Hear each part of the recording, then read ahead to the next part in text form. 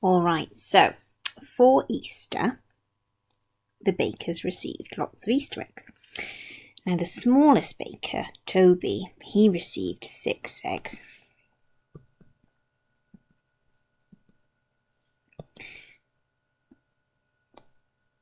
Charlie Baker also received 6 eggs.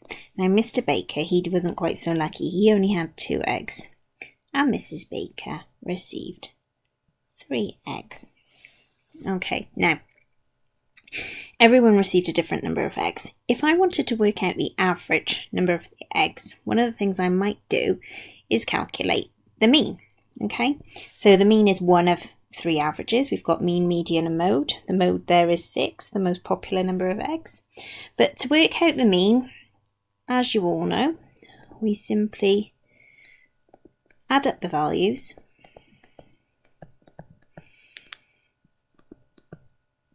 and divide by how many values there are. So 6 add 6 is 12, add 2 is 14, add 3 is 17. 17 over 4, that's the same as 4 1/4, or 4.25 eggs is the average number of eggs. Now, that's all very well when you have 4 people, but sometimes you might have more people. So that's got me thinking, what would we do if there were more people? If we wanted to work out the average number of eggs per person in our class, for example, how would we do that?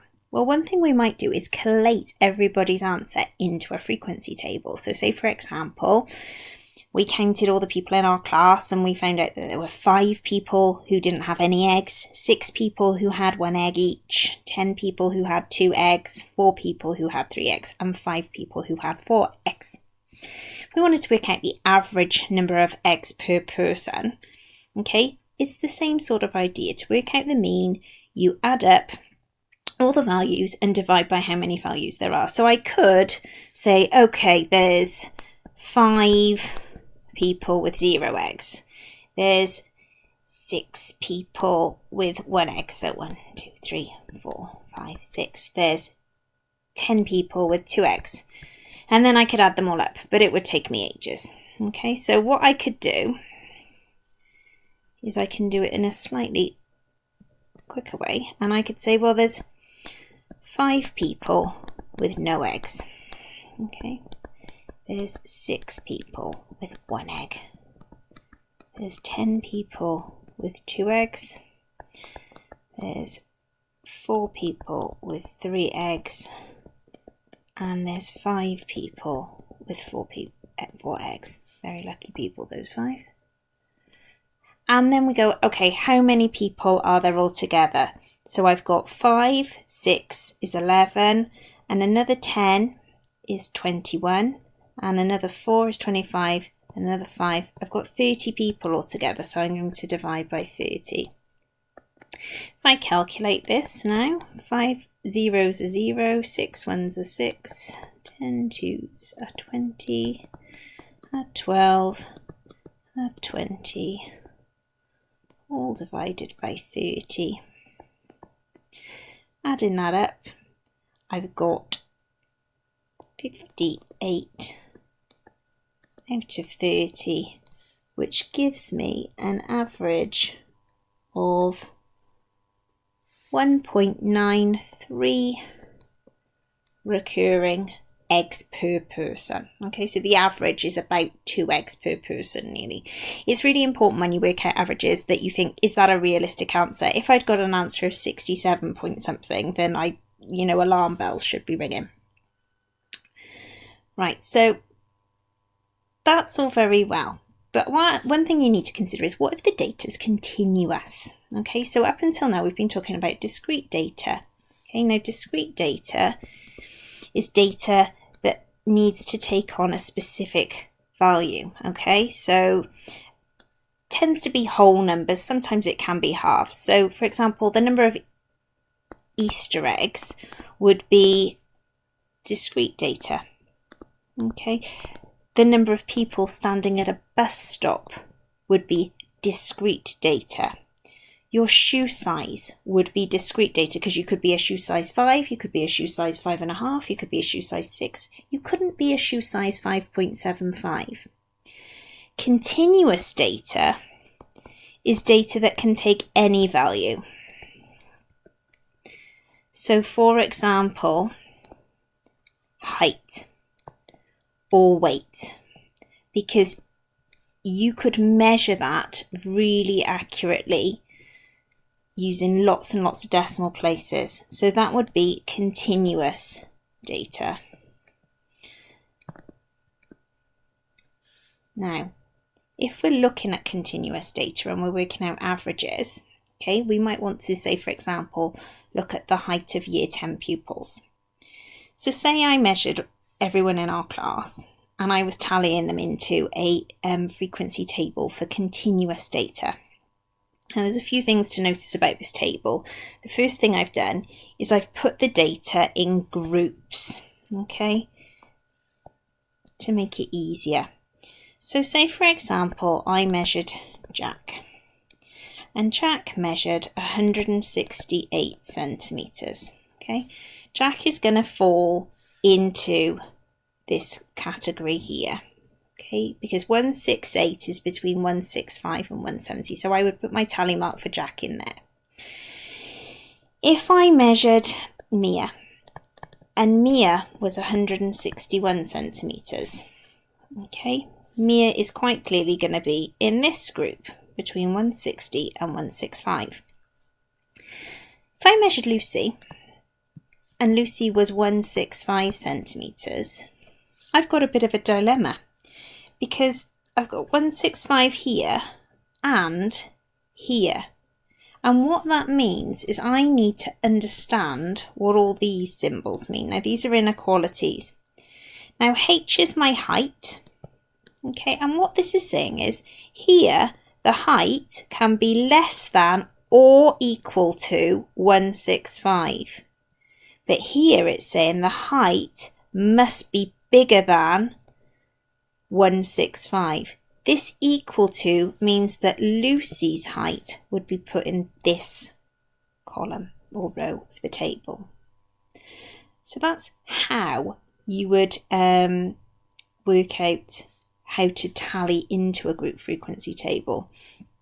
If I wanted to work out the mean from a group frequency table, say for example this one where we're looking at how many minutes people are spending on their mobile devices, it's not a case of where we had before where we're just multiplying and adding. What we've got to do is we've got to think a bit more deeply, because we've got 5 people here who spent between 0 and 30 minutes on their mobile device, but we don't know how many minutes it was exactly. It could have been 5 people who spent 1 minute, 2 minutes, 10 minutes, 12 minutes and 20 minutes, or it could have been something entirely different. So what we have to do is we make an assumption. And we make an assumption that everybody, those 5 people, all spent 15 minutes on their mobile device. Because 15 is the halfway point of 0 and 30, the midpoint. The next one is between 30 and 60, so the midpoint would be 45. The next one is 60 to 120. Okay, the gap is 60, so halfway would be 30. 60 add 30, the midpoint must be 90. The midpoint here between 120 and 180 would be 150. 180 to 200 is 190. That one would be 220. And this one, this is a big gap here. Okay, you've got a gap of 360. Half of that is 180. So the midpoint there is going to be 420. You need to be careful when you work out the midpoint, because the groups aren't always the same width apart. They're not here, for example. Now, when we work out the mean, what we're actually doing is we're working out an estimate of the mean, because of that assumption that everybody's in the midpoint of the group. Okay, so once you know you're doing an estimate of the mean, all you do is what is the same as what you did with the normal frequency table. you multiply the frequency by the midpoint and add them together as you're going. Now, when you do this, it would be nice if I could fit it all in on one line on the screen, but unfortunately I can't. 150 times 20. You're going to need a calculator for this calculation. You can, you can type it all in one go.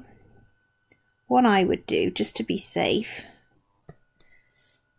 is type it in this top row of calculation. Type it all in first. Use your bracket keys on your calculator, that's what they're there for. Times 2. And we're going to divide by the total number of people. Okay, so let's work that out first. So I'm going to use my calculator that I've got here.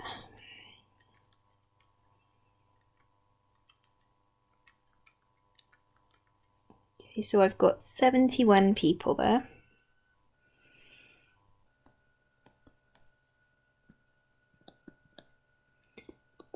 I'm going to type in just the top line so I don't make a mistake. That's 10 times 45 plus brackets 12 times 90 plus brackets 150 times 20 brackets plus brackets 190 times 14 brackets plus brackets 8 times 220 brackets plus brackets 420 times 2 close brackets equals 9865 on the top line divided by 71. At this point, before you type in the divide by 71, what you might want to do is just think to yourself, what sort of answer am I expecting, so you don't come out with a completely ridiculous answer. You can see that the majority of the data, 20 people, are sort of around here. So you might expect your average to come out with minutes around these. So let's type in divide by 71. And we get the answer 138.9. Okay, and we'll put our units on our answers there, minutes. So that's how we calculate mean from frequency tables, both non-grouped and grouped. Okay, here's some key ideas here to remember. So always make sure that you take care in finding the midpoint of each group when the data's in groups.